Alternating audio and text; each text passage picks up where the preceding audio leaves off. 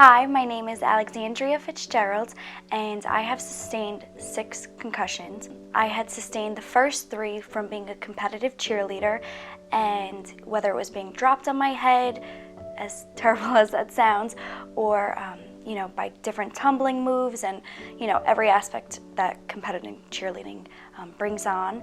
And due to them, I was never really healed properly, so my 4th, 5th, and 6th concussions were all in natural life occurrences. Some of the initial symptoms that happened as I was a cheerleader sustaining concussions were automatic blackouts, blackouts I had never experienced before.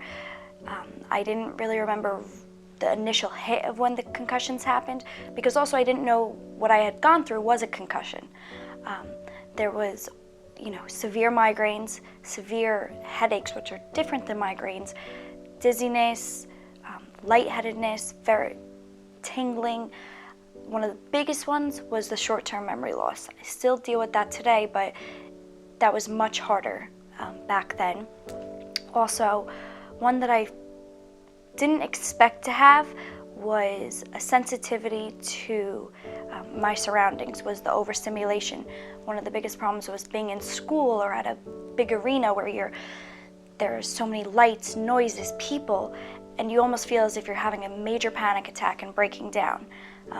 As the cheerleading aspect, because we didn't know they were concussions, I went right back in. So if you're in the middle of a huge football game where you have hundreds and thousands of people cheering and yelling and you have lights and cameras going off, you just don't know what to do. You feel lost and scared and you want to run away into a small black hole. After every concussion I've had, whether it was seeing a general practitioner, pediatrician, I somehow always ended up in the emergency room.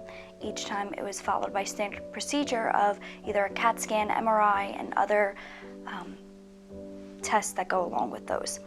However, because the doctors didn't know, they would just say, okay, go home, get some rest, and I was signed to go back into cheerleading the next day. Back in the day, there were no things such as iPhones and computers and iPads and all the constant gratifications that we have that make up a social life. So whereas rest used to mean just go take a nap, sleep it off, what rest really needs for this type of recovery is you really need to take yourself out of that aspect. You really can't be trying to satisfy all of the needs of answering your phone, your text messages, your Facebook, everything that social media incurs, and also the social aspect of talking on the phone, seeing your friends, things like that.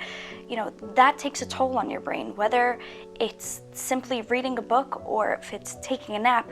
All of those things need to be inclusive rather than just sleeping it off. Looking back at all of this now in hindsight, at the time I was extremely angry because I practically had to switch lives. I went from being the captain of the cheerleading team, I was at parties all the time, I was the president of a whole bunch of clubs. I only knew a social life. I didn't know much else.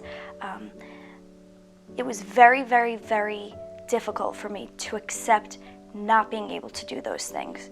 So some might call it a matter of perspective. At the time, I was completely taken out of all of it. Once I slowly integrated back into school, I was able to partake and assist in some of these things, but it wasn't, the full gratification of running these type of organizations. That was like a grieving process. It was losing a part of myself. So, I kind of looked at it in 2 ways. I could sit here and be angry and depressed for the rest of my life and say, look at my glory days. Or I can use what I have now and find a new life and find a new way of filling that part of my heart. So when I still wanted to be a cheerleader, I couldn't necessarily be part of the team in that way, where I started coaching teams and mentoring, as well as mentoring a special needs cheerleading team. I started taking part in many charities and organizations where I felt that I could give back. I started slowly refilling in my time with things like that, which truly, looking back at it now, was more gratifying than any of those other past positions, because it felt like I was giving back and what I was doing was real. My advice to you is that if you think you've sustained a concussion and you know something is wrong, get the help that you need. There will always be another goal and there will always be another game.